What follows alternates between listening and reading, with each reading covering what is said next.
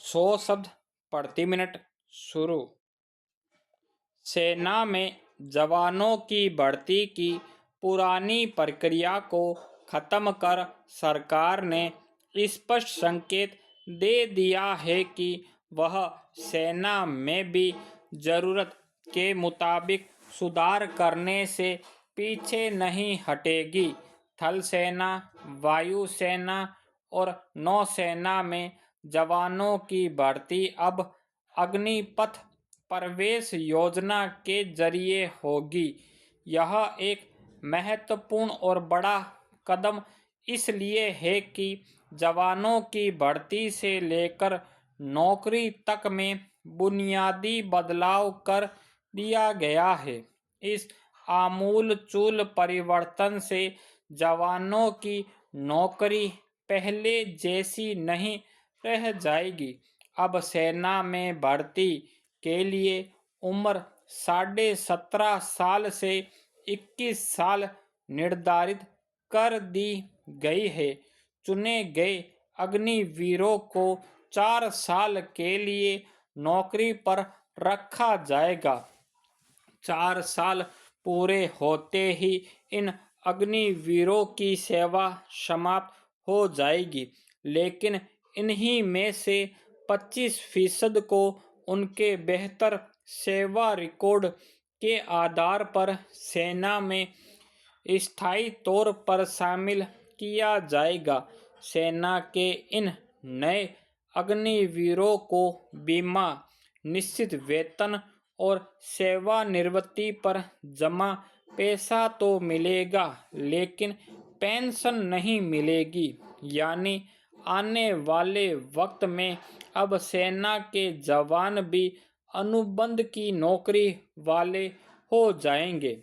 Para सेना के लिए इस तरह का सुधार कितना लाभदायी साबित हो पाएगा, यह कह पाना जरा मुश्किल है।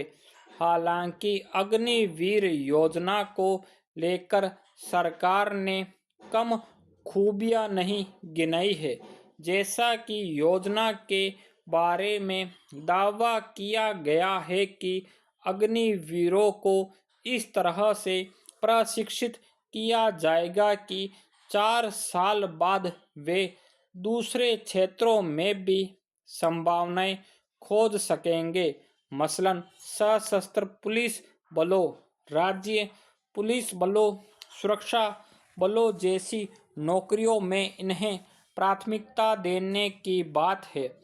मोटा अनुमान यह है कि अगले 4 वर्षों में 1,84,000 अग्निवीरों की भर्ती हो चुकेगी और इनमें से हर साल 11,500 को सेवा में स्थायी तौर पर शामिल किया जाएगा। जहां तक पैसे की बात है तो पहले साल में अग्निवीर को 30,000 रुपये प्रति माह मिलेंगे।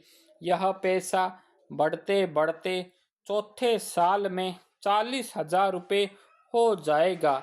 इस वेतन का 30% हिस्सा अग्निवीर कोर फंड में जाएगा। जमा पैसा सेवानिवृत्ति पर दे दिया जाएगा।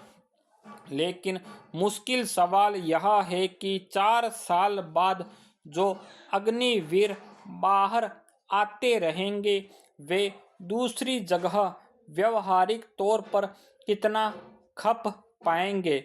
रोजगार संकट तो स्थायी है, फिर दूसरे बलों में भी कोई थोक भर्तियां तो होती नहीं रहती। ऐसे में हजारों नौजवान हर साल सेना से निकलने के बाद फिर से नए रोजगार की तलाश में होंगे। फायदा आखिर किसे है? गौरतलब है कि सरकार वर्षों से सैनिकों की पेंशन के बोझ से जूझ रही है। देश में अभी करीब 24 से 25 लाख पूर्व सैनिक है और हर साल तीनों सेनाओं से 60 से 70,000 जवान सेवानिवृत्त होते हैं। ऐसे में रक्षा क्षेत्र को मिलने वाले आवंटन का बड़ा हिस्सा सिर्फ पेंशन पर ही खर्च हो जाता है। इसका असर सेना के आधुनिकीकरण, हथियार खरीद व दूसरी जरूरतों पर पड़ रहा है।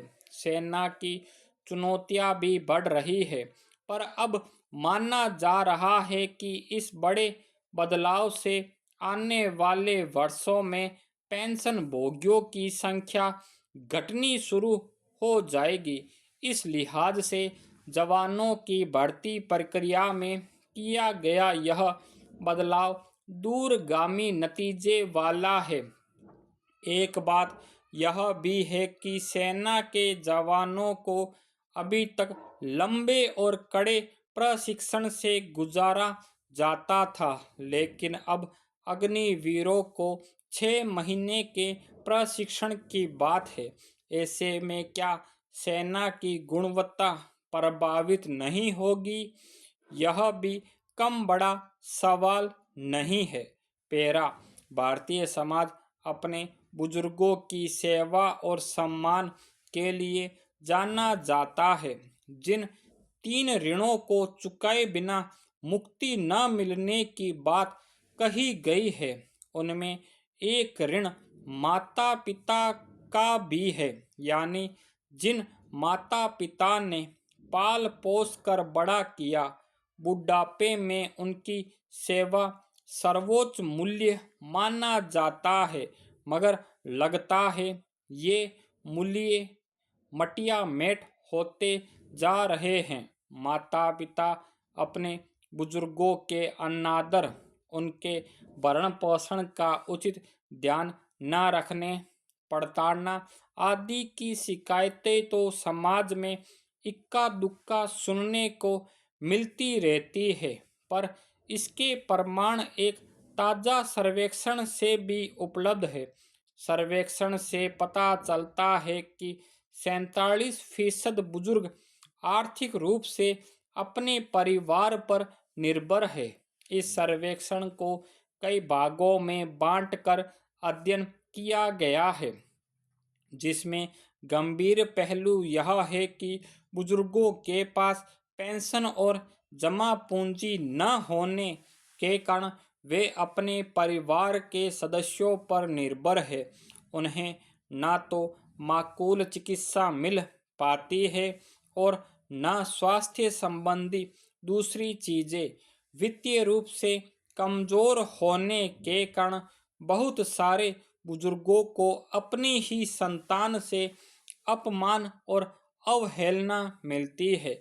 मानवीय दृष्टि से यह स्थिति किसी स्वस्थ समाज की निशानी नहीं कही जा सकती। पेरा, विचित्र है कि जो माता पिता जीवन भर अपने बच्चों को पालने, पढ़ाने लिखाने, उनका भविष्य संवारने में खपा देते हैं, बुढ़ापे में वही बच्चे उन्हें बोझ समझने लगते हैं।